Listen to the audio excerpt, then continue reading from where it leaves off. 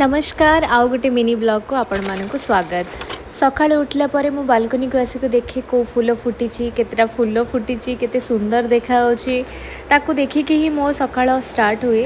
सब काम सारिकी रेडी होगी मो बाहर आसी शूटिंग को आसिक पहुँची जाइए। मु प्रियंका दीदी घरे आसला परे मते मामा देले कि ये लड्डू खायापाई बट से चीनी जे मु तो खाऊ नथली बट जेहेतु मामा देइछंती तो मु गोटे बाइट खाइला परे अब बिल्कुल खाई पालेनी। ए सब भितरे टाइम हो जाइछि तो आमे दी जण पळे आसलु शूटिंग सेट को। सेट रे पहुंचला परे आगो काम होउछि कि निजे केमती रेडी होबा।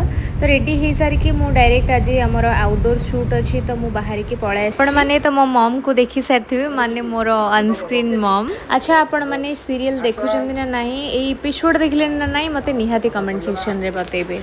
मो मॉम तो ये अल्प दिन हबा आछंती बट मु तांको सहित एते मिसी सारिछि। मते लागुनी कि मु एते कम दिन हबा देखाइ छि। एमती फील होछि कि मु बहुत टाइम रो तांको सहित मिसी छि कि कोन। एक्चुअली से हृदय रो बहुत भलो मनिष जणे आउ तांकर सबुठ भलो गुण हैला कि तांको भितरे आपण नेगेटिविटी किछि भी पाइबेनी। जहाँ भी आपण प्रॉब्लम कहबे तांको पाखरे एते पॉजिटिव सॉल्यूशन थाए आउ से दियंती पॉजिटिव सॉल्यूशन मते बहुत भल लागे। आज हमर आउटडोर शूट अछि तो आमे बाहर को आसछु। सेट रु जेतेले बाहर को आसु ना बहुत टेंशन लगे कि आमे केमती सेट को जीवु काम सारिकी घर कुआडे बाहर को गले सब काम सरला पर जेमती आमे घर को फेरु ठीक सेमती हमर जेतेले आउटडोर शूट थाए हमको शूट सारिकी केमती सेट को आसीबार अछि।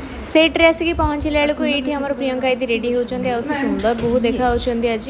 तापरे मते टिके टाइम मिली छि तो मु बाहर बुलछि आ बुलु बुलु मोर देखा हेई जाइछंती सुश्री दीदी। आमे बहुत टाइम परे देखा होछु माने कन्यादान टाइम रे आमे संगरे काम करूथुलु। बहुत टाइम गैप परे आज देखा हेछु माने आम शेड रे कहीं तांकर गोटे मूवी चलची तो सी आछंती। आज मोर नाइट आउटडोर भी अच्छी तो नाइट आउटडोर सारी की मेकअप पोछि सारला परे केमती घर को जीवे मते बहुत तरतर लगे। मो देहटा जेहेतु खराब हेछि सेति पई प्रियंका दीदी मामा मते वीडियो कॉल करके पचारथिले तू कोन खाइलु मेडिसिन खाइछु ना नहीं। केतेक दिन आमे मिसिछु ता परे भी से मते पूरा झियो भलिया ट्रीट करंती कोन खाइली कोन नहीं केतेले शूटिंग गली। लव यू मामा रहिली see you in next vlog. Thank you for watching tata take care.